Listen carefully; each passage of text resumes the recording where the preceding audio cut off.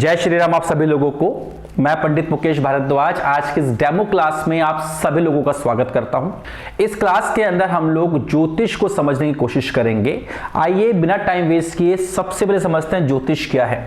जब हम लोग ज्योतिष की बात करते हैं तो ज्योतिष का जो बेसिकली मतलब हमारे सामने निकल के आता है, जो धर्म ग्रंथों में लिखा हुआ है या फिर जो आपने आज तक सुना है, वो है ज्योति प्लस ईश। लोग क्या करते हैं, इसके टुकड़े करते हैं, यानी इसका संधि विच्छेद करते हैं। ज्योति प्लस ईश। ज्योति का मतलब क्या होता है? रोशनी। रोशनी मतलब लाइट, लाइट मतलब प्रकाश। ज्योति। ईश मतलब ईश्वर यानी भगवान। तो भगवान की आंखों की ज्योति, भगवान की आंखों की रोशनी, भगवान से कनेक्शन करके जो है ज्योतिष को देखा जाता है। वेदांग कहा जाता है, वेदों का छठा अंग कहा जाता है ज्योतिष को, राइट। पर जब हम लोग ज्योतिष के बारे में बात करते हैं, हम जब ईश्वर के बारे में बात करते हैं ज्योतिष के अंदर, तो कहीं ना कहीं हम लोग विश्वास की बातें करते हैं और हम कहीं ना कहीं जो है हम लोग धर्म की बातें करते हैं। हम कहीं ना कहीं जो है वो धर्म की बातें करते हैं।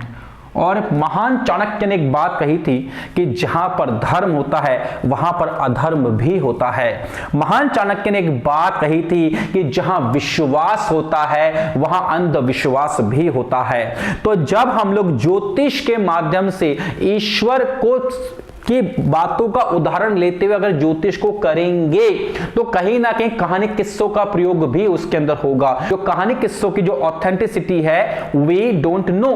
तो जो कहानी किस्से जो है आपके पास अगर मैं सुनाऊंगा आपको, तो आने वाला जमाना जो है, जो आने वाले लोग हैं, वो आपसे कहानी किस्सों में विश्वास नहीं करेंगे। क्यों? क्योंकि this is a practical world. ये दुनिया जो है बहुत प्रैक्टिकल हो चुकी है। हर व्यक्ति आपसे पूछेगा कि महाराज, पंडित जी, ज्योतिषी जी, इतना बताइए कि आप जो कह रहे हो उसके पीछे साइंटिफिक लॉजिक क्या है। और आप ये कहोगे कि गणेश जी महाराज ने ये किया था, भगवान श्री राम ने ये किया था, भगवान योगेश्वर, भगवान श्री कृष्ण ने ये किया था, तो लोग उस पर क्वेश्चन मार्क जरूर से लगा देंगे, क्योंकि यही जमाना आने वाला है, राइट। ये हुई ज्योतिष। तो हम ज्योतिष को इस माध्यम से नहीं सीखकर, हम ज्योतिष को सीखेंगे एस्ट्रोलॉजी के माध्यम से। हम ज्योतिष को सीखेंगे एस्ट्रोलॉजी के माध्यम से। अब आप कहेंगे सर ज्योतिष को इंग्लिश में एस्ट्रोलॉजी तो कहते हैं, यही तो पढ़ा है हमने। बिल्कुल कहते हैं, लेकिन जब मैं एस्ट्रोलॉजी को ब्रेक करूंगा उसका मतलब कुछ और निकल जाएगा, क्योंकि हम लोग साइंटिफिक वे में बात करना चाहते हैं। हम लोग साइंटिफिक तरीके से, वैज्ञानिक तरीके से, लॉजिकल तरीके से और प्रैक्टिकल तरीके से एस्ट्रोलॉजी को समझना चाहते हैं। तो एक बार इसका भी संधि विच्छेद करके देखते हैं और देखते हैं क्या कुछ अलग चीज निकल के आ रही है।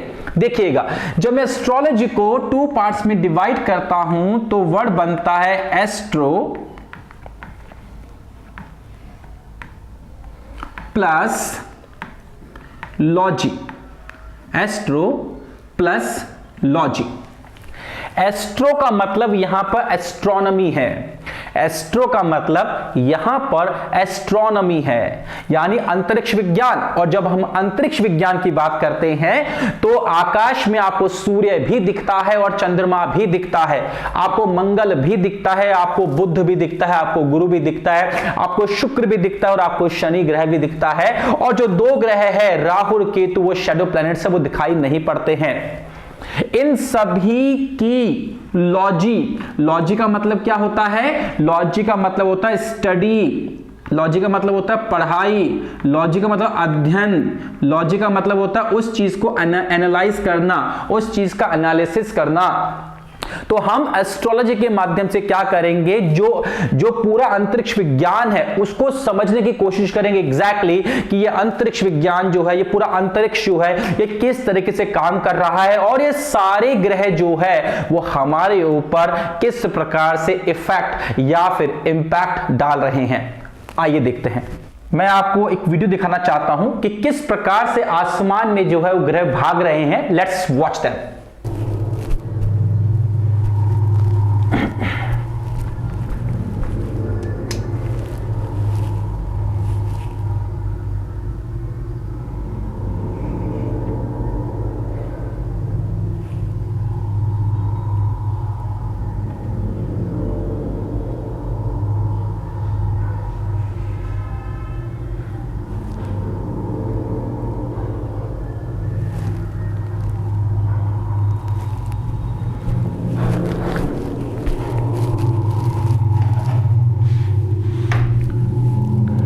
यहां पर जो आपको सेंटर में दिखाई दे रहा है ये सूर्य है। इस सूर्य के चारों तरफ जो है ये जो छोटी सी बॉल भाग रही है वो आपका बुध ग्रह है।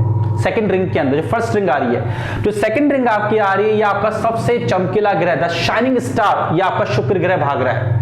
और इसके बाद है ये नीले रंग की हमारी धरती, जिसमें आप और हम सभी लोग रहते हैं, ये है आपकी थर्ड रिंग पृथ्वी ग्रह की। और उसके बाद जो ग्रह आपको दिख रहा है लाल रंग का, ये आपका मंगल ग्रह भाग रहा है। और जो ये ग्रह, जो मोटा सा ग्रह आपको दिख रहा है, सबसे बड़ा ग्रह दिख रहा है जिसमें 130 पृथ्वियां आ सकती है, ये बृहस्पति है। और जो आपको बिल्कुल लास्ट में जो आपको ये छल्ले वाला ग्रह आपको नजर आ रहा है, ये छल्ले वाला ग्रह आपका शनि ग्रह है। आई होप कि आपको समझ में आया होगा। नाउ यू कैन सी कि ये जो आपके पास में ग्रह आपको सारे दिख रहे हैं, इसके अंदर किस प्रकार से आसमान में ग्रह भागते हैं, किस प्रकार से आसमान में जो ग्रह है वो चलते हैं। इन्हीं ग्रहों के चलने को ज्योतिष की भाषा में, एस्ट्रोलॉजी की लैंग्वेज के अंदर गोचर कहा जाता है। दिस इज गोचर। ये जो गोचर की पूरी स्थिति है यही आपको समझनी है। हम इसी का एक स्क्रीनशॉट लेते हैं। ये पूरा पिक्चर हमारे सामने यहां पर आ रहा है और हम इसको समझते हैं ये पूरा पिक्चर हमसे क्या कह रहा है। सबसे पहले देखिए, जो सेंटर में आपको ये दिख रहा है ये है आपका सूर्य ग्रह, राइट। इसके बाद जो छोटी सी बॉल आपको दिख रही है यह है आपका बुध ग्रह। इसके बाद जो ग्रह आपको दिख रहा है ये चमकीला ग्रह, ये क्या है आपका, ये आपका हो गया शुक्र ग्रह। इसके बाद तीसरी रिंग है, यह है आपका पृथ्वी ग्रह जो आपको दिख रहा है। इसके बाद जो है आपका ये है मंगल ग्रह, और इसके बाद है आपका ये गुरु ग्रह, और इसके बाद जो ग्रह आपको दिख रहा है छल्ले वाला ग्रह यहाँ पे, ये आपका शनि ग्रह है। सबका एक बार अपन यहाँ पे नामकरण कर देते हैं। स्टार्टिंग में आपका सूर्य, इसके बाद जो है आपका ये बुध ग्रह, इसके बाद जो है आपका शुक्र ग्रह। अगर आपने इसको समझ लिया, एस्ट्रोलॉजी आपको यूं समझ में आ जाएगी। ये जो ग्रह आपको दिख रहा है ये है आपकी पृथ्वी। इसके बाद जो आपको ये ग्रह दिख रहा है इसका नाम है मंगल। इसके बाद जो आपको ये बड़ा सारा ग्रह दिख रहा है इसको बोलते हैं गुरु या बृहस्पति। और जो छल्ले वाला ग्रह आपको दिख रहा है इसे बोलते हैं शनि। हमें सिर्फ इन्हीं ग्रहों को समझना है, हमें सिर्फ इन्हीं ग्रहों को समझना है। देखो, मैं आपको इन ग्रहों को इन्हीं के माध्यम से समझाने की कोशिश करता हूं। आप देखिए किस प्रकार से ये जो सेंटर में आपको सूर्य ग्रह दिखाई पड़ रहा है, ये जो सेंटर में आपको दिख रहा है सूर्य, आप देखो इसकी कैरेक्टरिस्टिक्स को, इसकी प्रॉपर्टीज को समझने की कोशिश करो। एस्ट्रोलॉजी बहुत अच्छे तरीके से समझ में आएगी। देखिएगा, सूर्य के चारों तरफ सभी ग्रह भाग रहे हैं। सूर्य के चारों तरफ सभी ग्रह भाग रहे हैं। सोचो, आप किसी शादी में जाओ, किसी पार्टी में जाओ या किसी जगह जाओ और वहां पे हर व्यक्ति आपके आगे पीछे घूमे, हर व्यक्ति जो है वो आपसे बात करना चाहे, हर व्यक्ति आपसे हाथ मिलाना चाहे, तो सोचो क्या होगा। थोड़ी कॉलर आपकी ऊंची हो जाएगी कि मैं कुछ हूं, सब लोग मेरे आगे पीछे घूमते हैं, सब लोग मुझसे बात करना चाहते हैं। एक हल्का सा ईगो फैक्टर जो है, एक हल्का सा ईगो फैक्टर जो है, अहंकार जिसे कहते हैं या घमंड जिसे कहते हैं, वो आप में आएगा ही आएगा। क्यों आएगा? क्योंकि आप इतने प्रभावशाली हो कि दुनिया आपके आगे पीछे घूमती है। दो चीजें निकल के सामने आती है, एक तो आप बहुत प्रभावशाली व्यक्ति हो, दूसरा वही प्रभाव आप में ईगो क्रिएट करेगा। तो जो सूर्य जिसके लगन पे होता है, लगन जब मैं आपको आगे समझाऊंगा कि कुंडली बनाकर, जो कुंडली में 12 खाने होते हैं, जो पहला खाना कुंडली का होता है, पहला बॉक्स कह लो, पहला भाव कह लो, उसे कहते हैं लग्न। तो लग्न के अंदर जिस व्यक्ति के सूर्य विराजमान होता है, छोटी मोटी बातों से तो खुश होता ही नहीं है। लाइफ में कुछ बड़ा करना है, लिव लाइफ किंग साइज। छोटी मोटी बातों से मैं खुश होने वाला नहीं हूं, राइट। और दूसरी बात, मुझ में कुछ खास है तो घमंड तो आएगा। तो जिस व्यक्ति के लगन पे अगर आपको सूर्य दिखता है तो व्यक्ति कुछ बड़ा करने वाला होता है, कुछ बड़ा सोचता है और बड़ा करने की ताकत भी रखता है, साथ ही साथ उसको इस बात का अभिमान भी होता है। सिंपल। इसके अलावा अगर मैं आपको कुछ और ग्रह बताऊं तो देखो, जैसे ये मंगल ग्रह आपको दिख रहा है, रेड कलर का मंगल ग्रह आपको दिख रहा है। जब हमको गुस्सा आता है ना, हम कैसे हो जाते हैं? काले, पीले ना, हम लाल हो जाते हैं, क्योंकि हमारी बॉडी में जो ब्लड सर्कुलेशन है वो फास्ट हो जाता है, और जिस वजह से हमारी स्किन जो रेड होना शुरू हो जाती है। यानी गुस्सा आना किस चीज का प्रतीक है? लाल होना किसका प्रतीक है? अग्रेशन का प्रतीक है। जिसके लगन पे मंगल ग्रह विराजमान होता है, ऐसा व्यक्ति हमेशा लाल ही रहता है। सर, लाल होने का मतलब क्या हुआ? लाल होने का मतलब हुआ इस व्यक्ति को गुस्सा बहुत जल्दी आता है। अगर आपके आसपास कोई लोग आपको सब मिलते हैं जो हमेशा नाक पर गुस्सा लेकर घूमते हैं ना, ऐसे लोग जो आपके आसपास जो नाक पर गुस्सा लेकर घूमते हैं, देख लीजिएगा उनके लगन पर कहीं ना कहीं मंगल ग्रह का प्रभाव निश्चित रूप से होगा। अब इसके बाद और देखिए आप, ये जो ग्रह आपको दिख रहा है गुरु ग्रह के नाम से, जो आपको ग्रह यहां पे नजर आ रहा है, ये गुरु ग्रह जो है ये बहुत बड़ा ग्रह है। इतना बड़ा है कि हमारी जो पृथ्वी है 130 पृथ्वियां 130 अर्थ्स जो है वो गुरु ग्रह में आ सकती, इतना बड़ा है गुरु ग्रह। और आश्चर्य की बात बताऊं, एक मजेदार बात, इतना हल्का है कि पानी पर तैर जाए। ये उस खोखले व्यक्ति की तरह है। एक मोटा व्यक्ति देखा है आपने? तो मोटा इतना होता है, वजन उसमें इतना होता है, लेकिन दम उसमें बिल्कुल नहीं होता। गुरु ग्रह यही तो काम करता है। जिस व्यक्ति की कुंडली में गुरु ग्रह बिगड़ जाता है, लगन पे उसका असर होता है, और वो बिगड़ा हुआ हो कुंडली में गुरु ग्रह, उसकी स्थिति खराब हो, पीड़ित हो, व्यक्ति बेतहाशा मोटा हो जाता है। क्यों?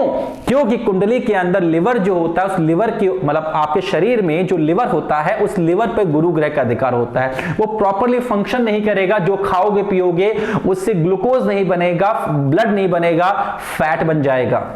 और जब उससे फैट बन जाएगा बॉडी के अंदर तो आप मोटे हो जाओगे। तो जो लोग आपके आसपास आपको दिख रहे हैं ना, बहुत ज्यादा मोटे लोग दिख रहे हैं आपको, समझ लीजिएगा गुरु ग्रह कहीं ना कहीं नेगेटिवली इनके बॉडी पे इफेक्ट डाल रहा है। इसके अलावा मैं आपको कुछ और लॉजिकल और प्रैक्टिकल बातें बताऊं। ये जग विख्यात है सूर्य शनि की दुश्मनी। पिता पुत्र, क्यों भाई दुश्मनी क्यों है? सूर्य गोरा है, चंद्र शनि ग्रह काला है।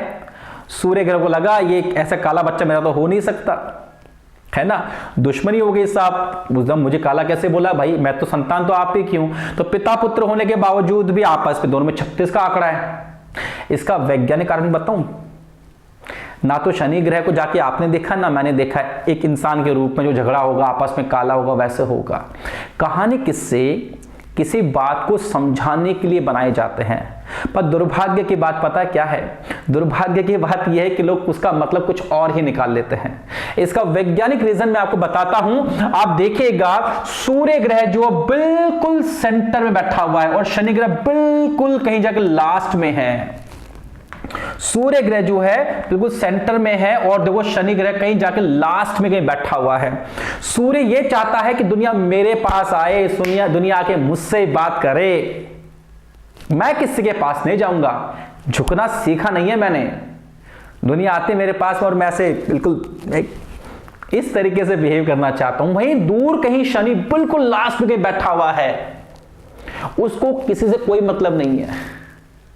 इसको यूं समझ लो, एक शादी के जो दूल्हा दुल्हन होते हैं ना वो सूर्य होते हैं। हर कोई व्यक्ति चाहता है उनके साथ जाना, उनकी फोटो खिंचाना, हाँ भाई बढ़िया से उनको वो ग्रीटिंग करना। और जो उसी शादी में कहीं ना कहीं जो वेटर होता है ना, जो प्लेट उठा रहा होता है, उसको किसी बात से मतलब नहीं होता, बोला फटाफट से अपना काम करो और अपने घर चलो।